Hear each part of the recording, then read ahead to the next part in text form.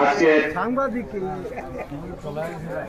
1 জুলাই আমাদের এই ফেরিঘাট নতুন ইজারা মিলাদ উপলক্ষে আপনারা যারা উপস্থিত হয়েছেন, আমার মুরব্বীরা, বিভিন্ন ইউনিয়ন থেকে আগত নেতাকর্মী, বিশেষ করে এই নরসিংহপুর 7 নং ওয়ার্ডের সাধারণ জনতা, আমার বন্ধু, বড় ছোট যে যেখান থেকে উপস্থিত হয়েছেন, সবাইকে আমি আমার ব্যক্তিগত পক্ষ থেকে এবং পরিবারের পক্ষ থেকে অভিনন্দন ও সালাম জানাচ্ছি। আসসালামু আলাইকুম।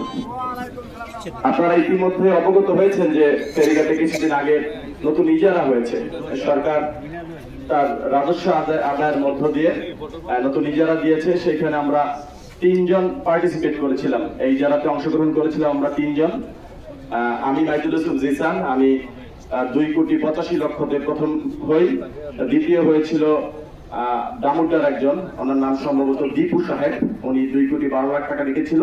এবং তৃতীয় হয়েছিল আপনাদের এই অঞ্চলের দিদার পরিবারের আমার কাকা মমিন দিদার সাহেব, উনি 1,73,00,000 টাকা রেখেছিল।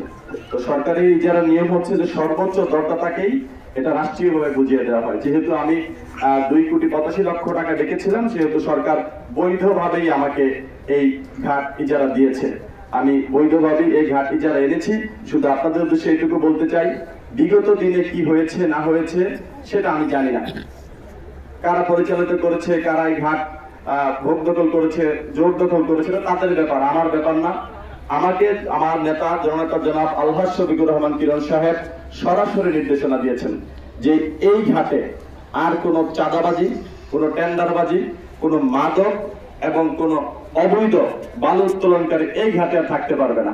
আপনারা যদি সবাই আমাকে সহযোগিতা করেন, আমি বিশ্বাস করি আপনাদেরকে সাথে নিয়ে আমার নেতা জননেতা জনাব আলহাজ শফিকুর রহমান কিরণ সাহেবের নির্দেশনায় এই ঘাট হবে এই অঞ্চলের মানুষের একটি স্বাধীন জায়গা, মুক্ত জায়গা, যেখানে এসে মানুষ আর জিম্মি মনে করবে না, মানুষ মনে করবে আমরা মুক্ত, আমরা স্বাধীন।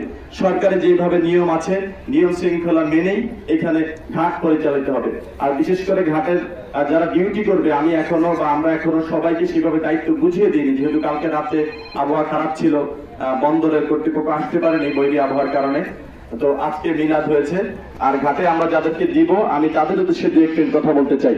আপনারা যারা ঘাটে ডিউটি করবেন, আপনাদের বিরুদ্ধে যদি কোনো যাত্রী, কোনো ড্রাইভার এবং স্থানীয় কোনো লোকজন আপনাদের দুর্ব্যবহারের কারণে যদি অভিযোগ করে, আমি নরসিংহপুরের এবং বিভিন্ন ইউনিয়ন থেকে আগত সকল অতিথিদের সামনে আমি এইটুকু কথা দিতে চাই, আপনাকে কিন্তু তাইলে আর আমি ঘাটে কাজ করতে দিব না।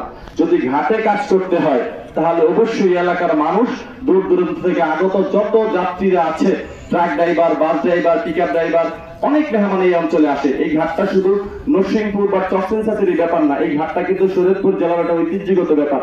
এখান দিয়ে ফরিদপুর, মাদারীপুর, রাজবাড়ী, বাংলাদেশের বিভিন্ন জেলার মানুষ এখান দিয়ে পারাপারে, অনেক সম্মানিত ব্যক্তিবর্গ এখান দিয়ে যায়।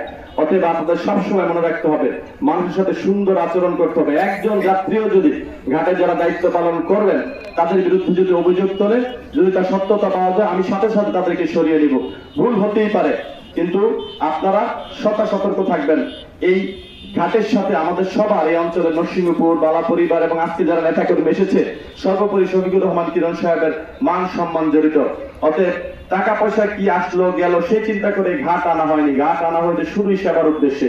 এই অঞ্চলের মানুষ, দূর দূরান্ত থেকে আগত যারা আসবে এই ঘাটে, সবাইকে সেবা প্রদান করতে হবে।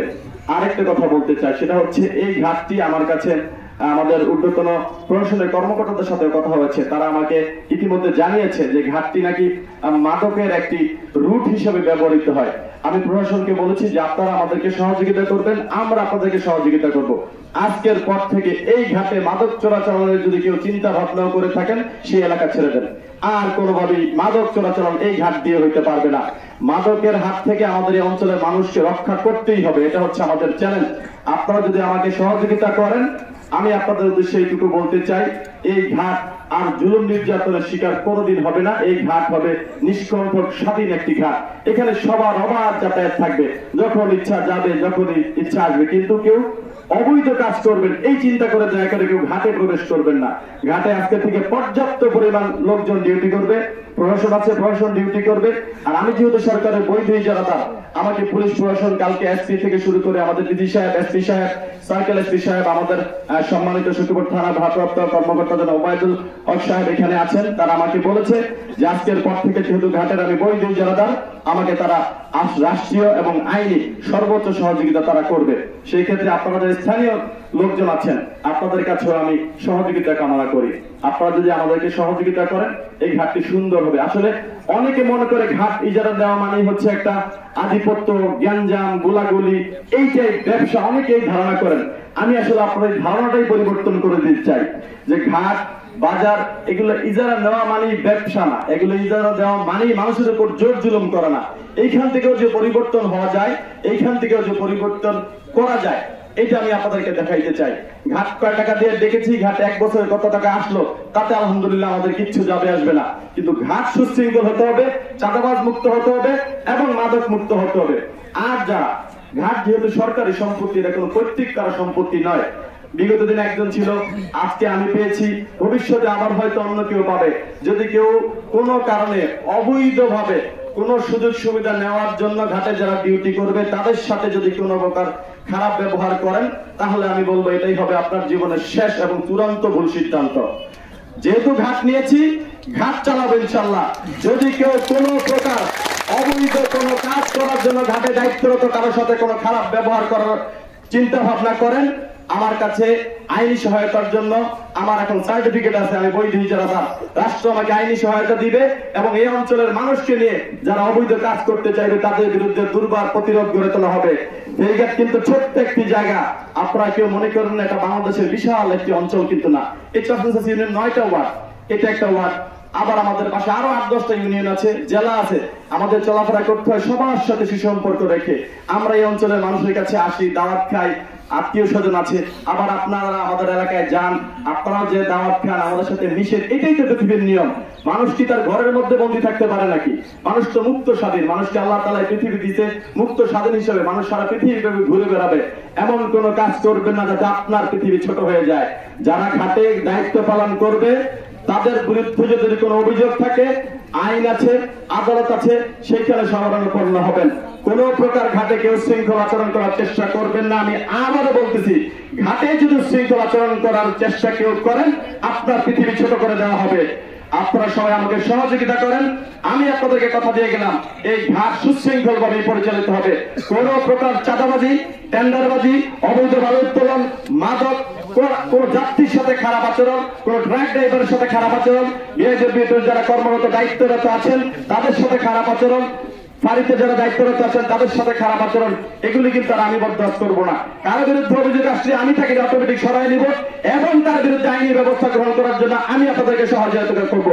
কিন্তু কেউ দয়া করে তাদের সাথে নিজের স্বার্থ রক্ষার জন্য খারাপ ব্যবহার করতে যায় না, তাই সেটা আপনাদের জন্য ভুল সিদ্ধান্ত হবে। যাই হোক, সবাই আজকে যারা আমাদের বিভিন্ন ইউনিয়ন থেকে আগত নেতাকর্মী যারা আমাদের এই আজকে আমার দাওয়াতে আপনারা এখানে সরাসরি এসে উপস্থিত হয়েছেন, আপনাদের প্রতি আমি চিরকৃতজ্ঞ। আমার জীবন দশায় আমি আপনাদের সেই ঋণ শোধ করার চেষ্টা করব।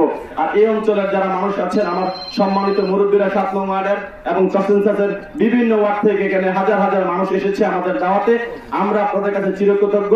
আমরা যখনই কোন সংকট মুহূর্তে আপনাদেরকে দাওয়াত করেছি, আপনারা সাথে সাথে আমাদের পাশে এসে দাঁড়িয়েছেন। তাই আমি, আমার পরিবার আপনাদের কাছে সবসময় কৃতজ্ঞতা বোধ আমাদের মধ্যে কাজ করে। আমরাও আপনাদের বিপদে আপনাদের পাশে দাঁড়ানোর জন্য প্রস্তুত আছি। যে কোনো সহযোগিতার জন্য যদি আপনারা মনে করেন আমাদের সহযোগিতা লাগবে, আপনারা আমাদেরকে ডাকবেন, আমরা আপনাদের পাশে আছি। আর সর্বোপরি সবাইকে মনে রাখতে হবে, সামনে জাতীয় সংসদ নির্বাচন, এই নির্বাচনের আগে এবং পরে কোন প্রকার দলীয় যারা নেতাকর্মী আছে, সে যেই গ্রুপই করেন না কেন, নিজেদের মধ্যে কেউ কোনো আত্মকন্দল সৃষ্টি করবেন না। একটি গ্রুপ চাইবে যাতে আমরা আত্মকন্দলে লিপ্ত হই, কিন্তু আমরা কোনো আত্মকন্দলে যাব না। শফিকুর রহমান কিরণ সাহেব আমাকে স্পষ্ট নির্দেশনা দিয়েছে যে সর্বোচ্চ ধৈর্যের সাথে এলাকার মানুষকে সাথে নিয়ে সুন্দরভাবে ঘাট পরিচালনা করতে হবে। আর যদি কেউ পায়ে পাড়া দিয়ে ঝগড়া করতে চায়, সেটা তার ব্যক্তিগত ব্যাপার। মানুষের আত্মরক্ষার অধিকার পৃথিবীর সবার আছে। আপনি যদি কাউকে হামলা করতে চান, মামলা করতে চান, সেটা ডিফেন্স করবেই, সেটা তার ব্যক্তিগত অধিকার। কিন্তু আমরা আপনাদেরকে নিয়ে শান্তিপূর্ণভাবে ঘাট পরিচালনা করতে চাই। যাই হোক, অনেক সময় হয়েছে, আর একটু পরে মিলাদ শুরু হবে। আপনারা সকলে আমাদের জন্য, আমার জন্য এবং এখানে উপস্থিত সকলের জন্য আপনারা দোয়া করবেন। আমি আপনাদের জন্য দোয়া করি। জনতা জনাব আলহাজ শফিকুর রহমান কিরণ সাহেবের জন্য আপনারা দোয়া করবেন।